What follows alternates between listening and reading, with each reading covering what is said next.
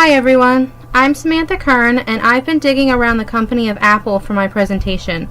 Briefly, the company gets paid commissions on App Store purchases, and they were raising the prices of certain apps without the app developer knowing in order to get more money from the customers, but I'll explain that a little bit later. First, the history of Apple. It's really quite fascinating. It started just over 40 years ago in a garage in California. Steve Wozniak invented the first personal computer in 1975. It was known as the Apple I. While it wasn't much more than a circuit board with 32 chips attached, connected to a video monitor and a keyboard, it is the beginning of personal computers as we know them today. Steve Wozniak made each computer himself. There were only 200 of the Apple I made, and only 66 were known to survive. And there's one currently in the Smithsonian National Museum of American History at this time. Computers used to be the size of refrigerators, so having something that could sit on a small desk was a huge change, not to mention the savings of money on the smaller device. The company was started just a short time later in 1977 in California by Steve Wozniak and Steve Jobs, which is the name that most people associate with Apple, although both men worked together to form the company. Ronald Wayne helped to create the iPhone, iPad, and iMac, and he had a hand in the shareholdings of Apple in the very beginning. Chris Espinosa, who was a lead engineer of Apple to this day, was actually hired by Jobs when he was only 14 years old. This man, then kid, was capable of programming the computer to do more things, such as play games and type on a word processor. But the company stopped making money. By the middle of the 1980s, the company noticed a significant amount of sales drops. By 1985, Steve Jobs was out of a career, and the Macintosh Apple company was taken over by the former president of Pepsi-Cola, John Sculley. Sculley didn't know what he was doing when it came to the Macintosh computer. He wasn't a technological genius like others in the company had been, so he went looking for someone who could help. Paul Brainerd developed a program that would easily create ads for newspapers. While he went around sharing with newspapers the new program, he got the idea to call Apple. After presenting the technology to Apple, Apple gave him a computer and said, "Take this Mac, play with it for a few weeks, and see what you think." This program of desktop publishing saved Apple. It is now known as PageMaker. It basically turned the Mac computer into a desktop printing press, much like the Word program we use today. The Apple II computer was invented in 1987, and Apple charged as much as they could get away with at $3,898, and it went up to $5,498. It's definitely not a computer for the rest of us, as Steve Jobs liked to say, although the company sold about 50,000 Macs a month for the entirety of 1987. But in 1990, there were more and more companies starting to make computers that people could purchase at a more affordable price. Sculley left in 1993, and Michael Spindler, who was known for his business tactics, took over for the next 2.5 years. By 1996, Apple announced a $68 million loss for the final quarter of 1995. This was followed by the announcement of a layoff of 1,300 employees and the departure of Michael Spindler, Apple's president and CEO at the time. After some heated debates, Gil Amelio took his place at the front of the Apple company, but after only 6 months, Steve Jobs returned and decided Amelio wasn't good for the company, so they let him go. Over the coming years, Apple invented quite a few items that are now a main part of people's lives. Some of the notable items include: in 1999, the first portable computer was invented by Apple, cutting wires and allowing customers to take their computers on the go, although it was still pretty bulky at this time. The iTunes Music Library 1.0 made its debut in 2001, January. The name iPod was inspired by 2001, and soon followed the library. In 2003, Safari was released as the main web browser for Apple products. In January 2007, the iPhone, which was the first computer that could fit in our pockets. In January 2008, the MacBook Pro was released as the lightest and thinnest Mac computer ever. In October of 2008, the MacBook and MacBook Pro got a redesign using just a single block of aluminum, which is expensive, but it is environmentally friendly, technically powerful, and well made. The iPhone 6 Plus showed up in September of 2014, as well as the first Apple Watch, and the list just continues to grow to this day. Now, in 2018, Apple is currently one of the biggest computers on college campuses, and the iPhone continues to be one of the biggest brand of cell phones that are sold worldwide. They are globally powered by 100% of renewable energy, which means they are providing to people around the world that they care about the environment and the impact humans have on it. Apple is also continuously upgrading and updating their products to make them work faster and more efficiently with fewer problems. Apple is now worth $945 billion, and shares are up to more than 13% just this year. They can thank the iPhone 8 and X for this, as well as the App Store purchases. For beginning in a garage in 1977, the Apple name has become a large brand all over the world. Now for the ethical dilemma the Apple has undergone. Just as a note, company employees get commissions off of the sales of apps in the App Store. This is the way it's been for more than 5 years, since more and more apps are becoming available. Normally, the company that invents the app is the one that chooses the price of what it will cost. Some are free, some are just 99 cents, and others range from $1.99 to $9.99. It depends on the app and what all it is capable of doing. Apple collects the payments when people buy the apps and then charges the app developers a 30% commission on each purchase. The 30% commissions has already brought in tens of billions of dollars over the last decade. This is just from app purchases alone. In 2017, Apple was found to be taking more and more commissions from those app sales than allowed. They did this by upping the price of the application themselves. The money went to the developers of the company, but because Apple raised the prices, they were getting more back in commissions, even though the 30% rule never changed. What makes a decision ethical? The text by Bivens and the text by Richardson both share what it means to make an ethical decision and what makes a decision the ethical choice. The following are some ethical perspectives from both of the books that we've read this semester. Bivens writes on page 21, "Whenever we make moral decisions, we affect other people. In fact, anyone who is affected by our decisions or has some effect on us could be considered a stakeholder, or in the language of ethics, a moral claimant. Every decision we make affects those around us, whether they are small or large decisions. For large or small companies, it's important to keep everyone in mind when making decisions, no matter how small. It can only affect those in the company, but the clients or consumers of the products the company might sell." Bivens states on page 31, "The question of professionalism in media looms large with the overall landscape of ethical behavior. Professions are supposed to have strong ethical standards that, in some ways, set them apart from other occupations. Whether it's a corporation, a small business, or a non-profit organization, there has to be a level of professionalism among the workers and the group as a whole. Without it, there could be instances such as the Apple dilemma, which puts a damper on sales." Bivens writes on page 113, "Of all the possible virtues a media practitioner would like to be known for, truth stands out as preeminent. Hardly anyone doubts that the media go to great lengths to tell the truth. Customers want to know that the company they are buying from isn't going to lie to them. Because of the situation with Apple, the customers no longer have that trust that forms a good relationship between the consumer and business." On page 24, Bivens writes, "Deception is unethical. Apple was making their customers believe that the prices that were set were from the developing company, but in reality, they were being set by Apple to make more money."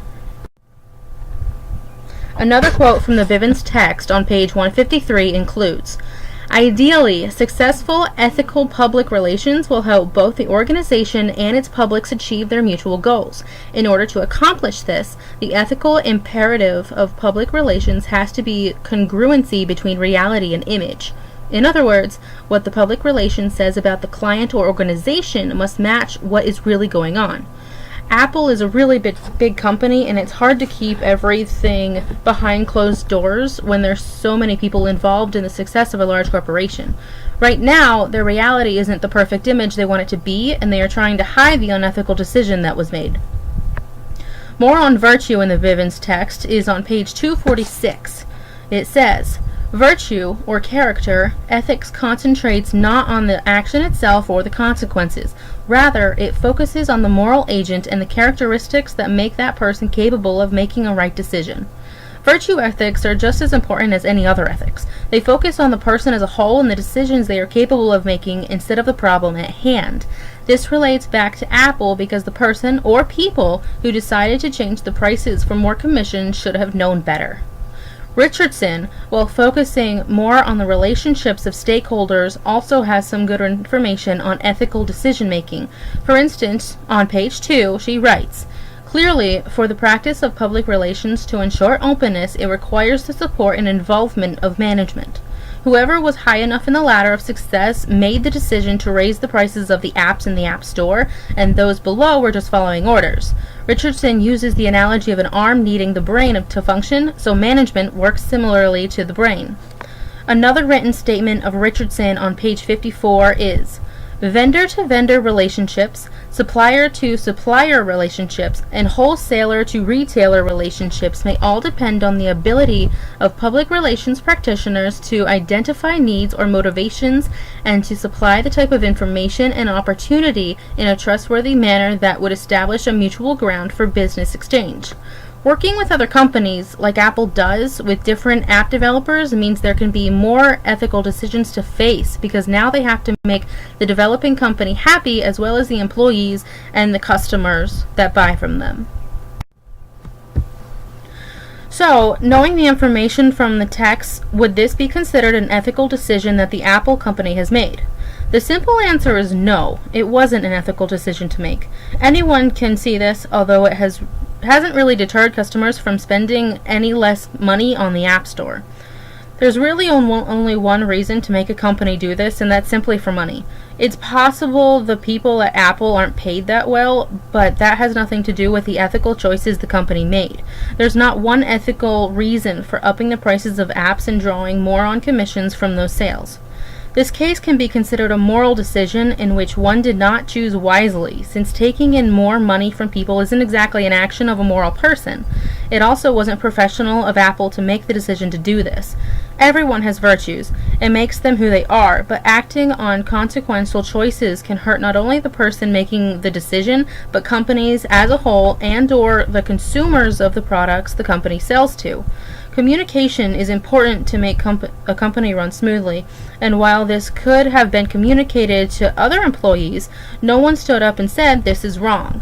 The people responsible for making the decision to raise the prices of Apple apps were not being ethical, professional, or virtuous. Shareholders are important for big businesses such as Apple. The customers or consumers are right now the most important group of shareholders that Apple has. Because of what they have done, the relationship they have had with their customers is a little wobbly. People don't want to continue to purchase from a company if all they are going to do is rip them off. Arthur Levinson, who is currently a chairman of the board of Apple, is the biggest individual shareholder that Apple has. Tim Cook is the largest insider shareholder of Apple. He was named Chief Executive Officer of Apple in 2011, succeeding the founder Steve Jobs. Because the company is so large, there are a lot of different people involved with making the company run smoothly, so the employees could be considered shareholders as well. Without them, the business wouldn't run as smoothly as it does. The U.S. Supreme Court was coerced into taking the case just recently because it has to do with antitrust laws and how antitrust complaints are handled by a large amount of e-commerce sites, including Amazon and eBay. In June of 2018 is when they decided to take on the case with the Commission's ordeal at Apple Incorporated. The case will hinge on whether Apple can be held responsible by consumers for the price of the apps they download, because right now, that's where the problem lies, with the consumers of all Apple products and the App Store. iPhone customers believe that Apple has monopolized the software market for iPhones by forcing developers to sell apps exclusively through its online store. But the Illinois brick doctrine, established by the court in 1977, states that only direct victims of monopolist behavior can claim damages, not the customers that buy them through a third party. So the developers would be able to complain and get somewhere, but the customers don't really have that option. Because of this, the Supreme Court wasn't initially going to take the case. But it's been found that online marketplaces, such as the App Store, present a wrinkle in the Illinois brick doctrine. This case is a key test of how antitrust rules can be applied to online marketplaces. The Illinois doctrine was put in place to give customers the right to sue if something came up, but because Apple is saying they are just a marketplace, allowing developers to set their own prices and then acting as their agent by delivering products to the customers of the Apple App Store don't have a strong enough case. Apple has paid out $100 billion to developers during the App Store's first 10 years of operation. Services are important, especially since iPhone sales have been growing at a slower rate the last few years. The whole situation is a little odd, to be honest. Those that work in the app departments are getting commissions, but when it comes to the actual Apple stores, where people can physically buy Apple products, the retail employees do not get incentives by selling more products or by selling more expensive products.